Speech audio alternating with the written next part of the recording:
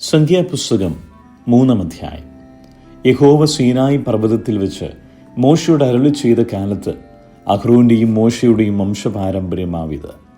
അഹ്റോന്റെ പുത്രന്മാരുടെ പേരുകൾ ഇവ: ആദിജാതൻ നാദാബ്, അബീഹു, എലയാസാർ, ഈഥാമാർ. പുരോഹിത ശുശ്രൂഷ ചെയ്യുവാൻ പ്രതിഷ്ഠിക്കപ്പെട്ടവരായി അഭിഷേകം ലഭിച്ച പുരോഹിതന്മാരായ അഹ്റോന്റെ പുത്രന്മാരുടെ പേരുകൾ ഇവ തന്നെ. എന്നാൽ നാദാബും അബിഹൂവും സീനായി മരുഭൂമിയിൽ വെച്ച് യഹോവയുടെ സന്നിധിയിൽ അന്യാഗ്നി കത്തിച്ചപ്പോൾ യഹോവയുടെ സന്നിധിയിൽ വെച്ച് മരിച്ചുപോയി. അവർക്ക് മക്കളുണ്ടായിരുന്നില്ല. എലയാസാരും ഈഥാമാരും അപ്പനായ അഹ്റോന്റെ മുമ്പാകെ പുരോഹിത ശുശ്രൂഷ ചെയ്തു പോന്നു. യഹോവ പിന്നെയും മോശയോട് അരുളി ചെയ്തത്: നീ ലേവി ഗോത്രത്തെ അടുക്കൽ വരുത്തി പുരോഹിതനായ അഹ്റോന് ശുശ്രൂഷ ചെയ്യേണ്ടതിന് അവന്റെ മുമ്പാകെ നിർത്തുക. അവർ സമാഗമന കൂടാരത്തിന്റെ മുമ്പിൽ അവന്റെ കാര്യവും സർവ്വസഭയുടെ കാര്യവും നോക്കി തിരുനിവാസത്തിലെ വേല ചെയ്യണം. അവർ സമാഗമന കൂടാരത്തിനുള്ള ഉപകരണങ്ങളൊക്കെയും ഇസ്രായേൽ മക്കളുടെ കാര്യവും നോക്കി കൂടാരം സംബന്ധിച്ചുള്ള വേല ചെയ്യണം. നീ ലേവ്യരെ അഹ്റോനും അവന്റെ പുത്രന്മാർക്കും കൊടുക്കണം. ഇസ്രായേൽ മക്കളിൽ നിന്ന് അവർ അവന് സാക്ഷാൽ ദാനമായുള്ളവർ ആകുന്നു. അഹ്റോനെയും പുത്രന്മാരെയും പൗരോഹിത്യം നടത്തുവാൻ നിയമിച്ചാക്കണം. അടുത്തു വരുന്ന അന്യൻ മരണശിക്ഷ അനുഭവിക്കണം. യഹോവ പിന്നെയും മോശയോട് അരുളി ചെയ്തത്: ഇസ്രായേൽ മക്കളുടെ ഇടയിൽ പിറക്കുന്ന എല്ലാ കടിഞ്ഞൂലിനും പകരം ഞാൻ ലേവ്യരെ ഇസ്രായേൽ മക്കളിൽ നിന്ന് എടുത്തിരിക്കുന്നു. ലേവ്യർ എനിക്കുള്ളവരായിരിക്കണം. കടിഞ്ഞൂലെല്ലാം എനിക്കുള്ളത്. ഞാൻ മിസ്രയീം ദേശത്ത് കടിഞ്ഞൂലിനെയൊക്കെയും കൊന്ന നാളിൽ ഇസ്രായേലിൽ മനുഷ്യന്റെയും മൃഗത്തിന്റെയും കടിഞ്ഞൂലിനെല്ലാം എനിക്കായിട്ട് ശുദ്ധീകരിച്ചു. അത് എനിക്കുള്ളതായിരിക്കണം. ഞാൻ യഹോവ ആകുന്നു.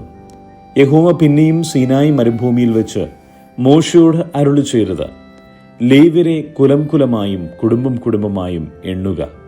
അവരിൽ 1 മാസം മുതൽ മേലോട്ട് പ്രായമുള്ള ആണിനെയൊക്കെയും നീ എണ്ണയണം. തന്നോട് കൽപ്പിച്ചതുപോലെ മോശ യഹോവയുടെ വചനപ്രകാരം അവരെ എണ്ണി. ലേവിയുടെ പുത്രന്മാരുടെ പേരുകൾ: ഗർഷോൻ, കെഹാത്ത്, മെരാരി. കുടുംബം കുടുംബമായി ഗേർഷോന്റെ പുത്രന്മാരുടെ പേരുകൾ: ലിബ്നി, ഷിമെയി.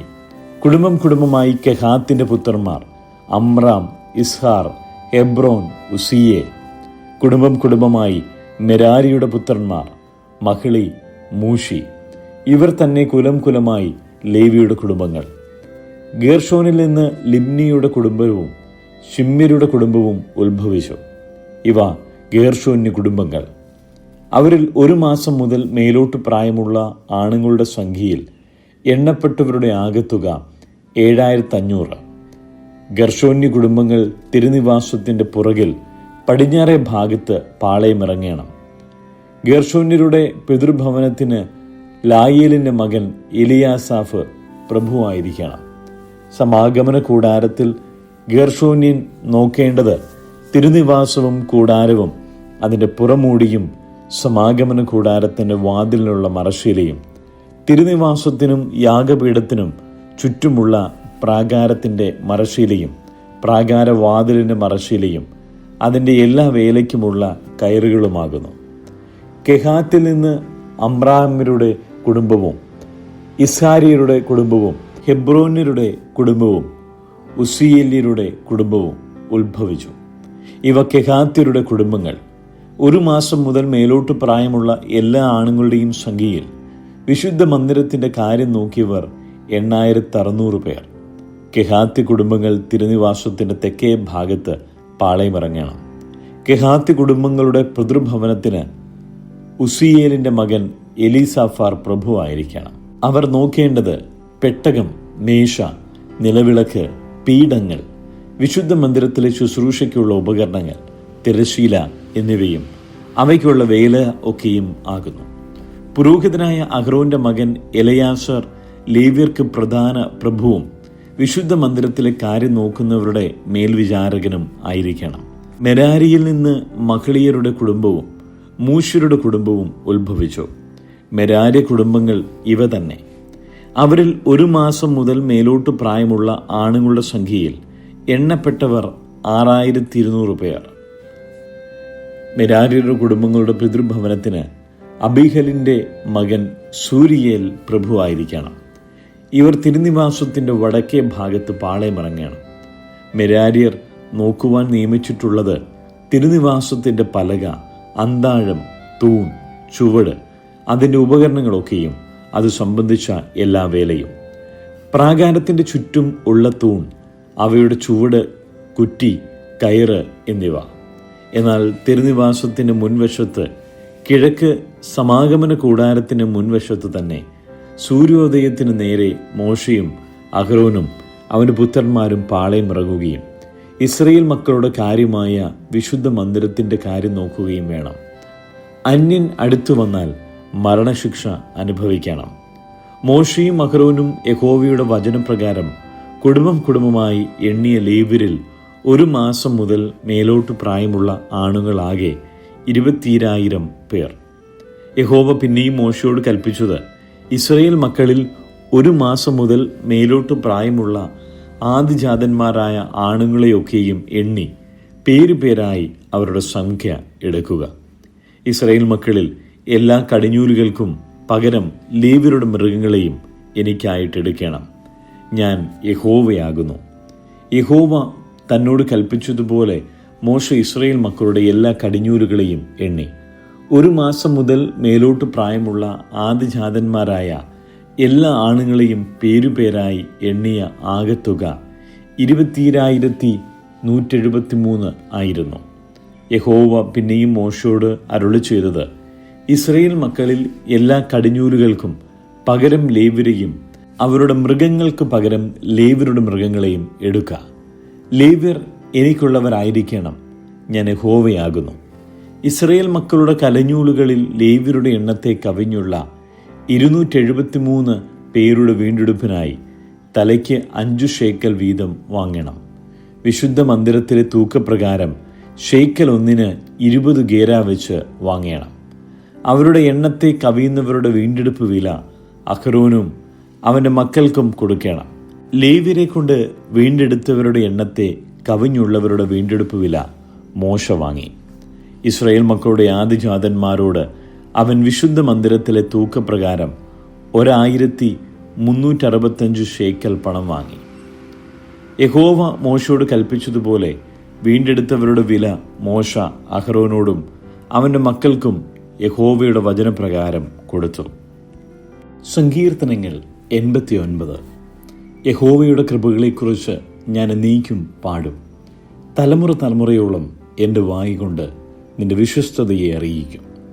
ദയ എന്നേക്കും ഉറച്ചു നിൽക്കും എന്ന് ഞാൻ പറയുന്നു. നിന്റെ വിശ്വസ്തതയെ നീ സ്വർഗത്തിൽ സ്ഥിരമാക്കിയിരിക്കുന്നു. എൻ്റെ വൃതനോട് ഞാനൊരു നിയമവും എൻ്റെ ദാസനായ ദാവീദിനോട് സത്യവും ചെയ്തിരിക്കുന്നു. നിന്റെ സന്തതിയെ ഞാൻ എന്നേക്കും സ്ഥിരപ്പെടുത്തും. നിന്റെ സിംഹാസനത്തെ തലമുറ തലമുറയോളം ഉറപ്പിക്കും. യഹോവേ, സ്വർഗം നിന്റെ അത്ഭുതങ്ങളെയും വിശുദ്ധന്മാരുടെ സഭയിൽ നിന്റെ വിശ്വസ്തതയെയും സ്തുതിക്കും. സ്വർഗത്തിൽ യഹോവയോട് സദൃശനായവൻ ആർ? ദൈവപുത്രന്മാരിൽ യഹോവയ്ക്ക് തുല്യനായവൻ ആർ? ദൈവം വിശുദ്ധന്മാരുടെ സംഘത്തിൽ ഏറ്റവും ഭയങ്കരനും അവൻ്റെ ചുറ്റുമുള്ള എല്ലാവർക്കും മീതെ ഭയപ്പെടുവാൻ യോഗ്യനും ആകുന്നു. സൈന്യങ്ങളുടെ ദൈവമായ യഹോവേ, നിന്നെപ്പോലെ ബലവാൻ ആരുള്ളൂ? യഹോവേ, നിന്റെ വിശ്വസ്തത നിന്നെ ചുറ്റിയിരിക്കുന്നു. നീ സമുദ്രത്തിൻ്റെ ഗർവത്തെ അടക്കി വാഴുന്നു. അതിലെ തിരകൾ പൊങ്ങുമ്പോൾ നീ അവയെ അമർത്തുന്നു. നീ രഹബിനെ ഒരു ഹതനെ പോലെ തകർത്തു. നിന്റെ ബലമുള്ള ഭുജം കൊണ്ട് നിന്റെ ശത്രുക്കളെ ചിതറിച്ചു കളഞ്ഞു. ആകാശം നിനക്കുള്ളത്, ഭൂമിയും നിനക്കുള്ളത്. ഭൂതലവും അതിൻ്റെ പൂർണ്ണതയും നീ സ്ഥാപിച്ചിരിക്കുന്നു. ദക്ഷിണോത്തര ദിക്കുകളെ നീ സൃഷ്ടിച്ചിരിക്കുന്നു. താബോരും ഹെർമോനും നിന്റെ നാമത്തിൽ ആനന്ദിക്കുന്നു. നിനക്ക് വീര്യമുള്ളൊരു ഭുജമുണ്ട്. നിന്റെ കൈ ബലമുള്ളതും നിന്റെ വലം കൈ ഉന്നതവുമാകുന്നു. നീതിയും ന്യായവും നിന്റെ സിംഹാസനത്തിൻ്റെ അടിസ്ഥാനമാകുന്നു. ദയയും വിശ്വസ്തതയും നിനക്ക് മുമ്പായി നടക്കുന്നു. ജയഘോഷം അറിയുന്ന ജനത്തിനു ഭാഗ്യം. യഹോവേ, അവർ നിന്റെ മുഖപ്രകാശത്തിൽ നടക്കും. അവർ ഇടവിടാതെ നിന്റെ നാമത്തിൽ ഘോഷിച്ചുല്ലസിക്കുന്നു. നിന്റെ നീതിയിൽ അവർ ഉയർന്നിരിക്കുന്നു. നീ അവരുടെ ബലത്തിൻ്റെ മഹത്വമാകുന്നു. നിന്റെ പ്രസാദത്താൽ ഞങ്ങളുടെ കൊമ്പ് ഉയർന്നിരിക്കുന്നു. നമ്മുടെ പരിച യഹോവയ്ക്കുള്ളതും നമ്മുടെ രാജാവ് ഇസ്രായേലിലെ പരിശുദ്ധനുള്ളവനും ആകുന്നു. അന്ന് നീ ദർശനത്തിൽ നിന്റെ ഭക്തന്മാരോട് അരുളി ചെയ്തത്, ഞാൻ വീരനായ ഒരുത്തിന് സഹായം നൽകുകയും ജനത്തിൽ നിന്ന് ഒരു വൃതനെ ഉയർത്തുകയും ചെയ്തു. ഞാൻ എൻ്റെ ദാസനായ ദാവീദിനെ കണ്ടെത്തി, എൻ്റെ വിശുദ്ധ തൈലം കൊണ്ട് അവനെ അഭിഷേകം ചെയ്തു. എൻ്റെ കൈ അവനോടുകൂടെ സ്ഥിരമായിരിക്കും. എൻ്റെ ഭുജം അവനെ ബലപ്പെടുത്തും. ശത്രു അവനെ തോൽപ്പിക്കുകയില്ല, വഷളൻ അവനെ പീഡിപ്പിക്കുകയുമില്ല. ഞാൻ അവൻ്റെ വൈരികളെ അവന് മുമ്പിൽ തകർക്കും, അവനെ പകയ്ക്കുന്നവരെ സംഹരിക്കും. എന്നാൽ എൻ്റെ വിശ്വസ്തതയും ദയയും അവനോട് കൂടെ ഇരിക്കും. എൻ്റെ നാമത്തിൽ അവൻ്റെ കൊമ്പ് ഉയർന്നിരിക്കും. അവൻ്റെ കയ്യെ ഞാൻ സമുദ്രത്തിന്മേലും അവൻ്റെ വലങ്കയ്യെ നദികളുടെ മേലും നീട്ടിമാറാക്കും. അവൻ എന്നോട്, നീ എൻ്റെ പിതാവ്, എൻ്റെ ദൈവം, എൻ്റെ രക്ഷയുടെ പാറ എന്നിങ്ങനെ വിളിച്ചു പറയും. ഞാൻ അവനെ ആദിജാതനും ഭൂരാജാക്കന്മാർക്ക് ശ്രേഷ്ഠനാക്കും. ഞാൻ അവന് എൻ്റെ ദയയെ എന്നേക്കും കാണിക്കും. എൻ്റെ നിയമം അവന് സ്ഥിരമായി നിൽക്കും. ഞാൻ അവൻ്റെ സന്തതിയെ ശാശ്വതമായും അവൻ്റെ സിംഹാസനത്തെ ആകാശമുള്ള കാലത്തോളം നിലനിർത്തും. അവൻ്റെ പുത്രന്മാർ എൻ്റെ ന്യായപ്രമാണം ഉപേക്ഷിക്കുകയും എൻ്റെ വിധികളെ അനുസരിച്ച് നടക്കാതിരിക്കുകയും എൻ്റെ ചട്ടങ്ങളെ ലംഘിക്കുകയും എൻ്റെ കൽപ്പനകളെ പ്രമാണിക്കാതിരിക്കുകയും ചെയ്താൽ ഞാൻ അവരുടെ ലംഘനത്തെ വടികൊണ്ടും അവരുടെ അകൃത്യത്തെ ദണ്ഡനം കൊണ്ടും സന്ദർശിക്കും. എങ്കിലും എൻ്റെ ദയയെ ഞാൻ അവങ്കൽ നിന്ന് നീക്കിക്കളയുകയില്ല, എൻ്റെ വിശ്വസ്തതയ്ക്ക് ഭംഗം വരുത്തുകയുമില്ല. ഞാൻ എൻ്റെ നിയമത്തെ ലംഘിക്കുകയോ എൻ്റെ അധരങ്ങളിൽ നിന്ന് പുറപ്പെട്ടതിന് ഭേദം വരുത്തുകയോ ചെയ്യുകയില്ല. ഞാൻ ഒരിക്കൽ എൻ്റെ വിശുദ്ധിയെ കൊണ്ട് സത്യം ചെയ്തിരിക്കുന്നു. ദാവീദിനോട് ഞാൻ ഭോഷ്കു പറയുകയില്ല. അവൻ്റെ സന്തതി ശാശ്വതമായും അവൻ്റെ സിംഹാസനം എൻ്റെ മുമ്പിൽ സൂര്യനെ പോലെയും ഇരിക്കും. അത് ചന്ദ്രനെ പോലെയും ആകാശത്തിലെ വിശ്വസ്ത സാക്ഷിയെപ്പോലെയും എന്നേക്കും സ്ഥിരമായിരിക്കും. എങ്കിലും നീ ഉപേക്ഷിച്ച് തള്ളിക്കളയുകയും നിന്റെ അഭിഷിക്തനോട് കോപിക്കുകയും ചെയ്തു. നിന്റെ ദാസനോടുള്ള നിയമത്തെ നീ വെറുത്തു കളഞ്ഞു. അവൻ്റെ കിരീടത്തെ നീ നിലത്തിട്ട് അശുദ്ധമാക്കിയിരിക്കുന്നു. നീ അവൻ്റെ വേലി ഒക്കെയും പൊളിച്ച് അവൻ്റെ കോട്ടകളെയും ഇടിച്ചു കളഞ്ഞു. വഴി പോകുന്ന എല്ലാവരും അവനെ കൊള്ളയിടുന്നു. തൻ്റെ അയൽക്കാർക്ക് അവൻ നിന്ദയായി തീർന്നിരിക്കുന്നു. നീ അവൻ്റെ വൈരികളുടെ വലങ്കൈ ഉയർത്തി അവൻ്റെ സകല ശത്രുക്കളെയും സന്തോഷിപ്പിച്ചു. അവൻ്റെ വാളിൻ വായ്ത്തലയെ നീ മടക്കി യുദ്ധത്തിൽ അവനെ നിൽക്കുമാറാക്കിയതുമില്ല. അവൻ്റെ തേജസ്സിനെ നീ ഇല്ലാതാക്കി അവൻ്റെ സിംഹാസനത്തെ നിലത്തു തള്ളിയിട്ടു. അവൻ്റെ യൗവനകാലത്തെ നീ ചുരുക്കി നീ അവനെ ലജ്ജ കൊണ്ട് മൂടിയിരിക്കുന്നു. യഹോവേ, നീ നിത്യം മറഞ്ഞുകളയുന്നതും നിന്റെ ക്രോധം തീ പോലെ ജ്വലിക്കുന്നതും എത്രത്തോളം!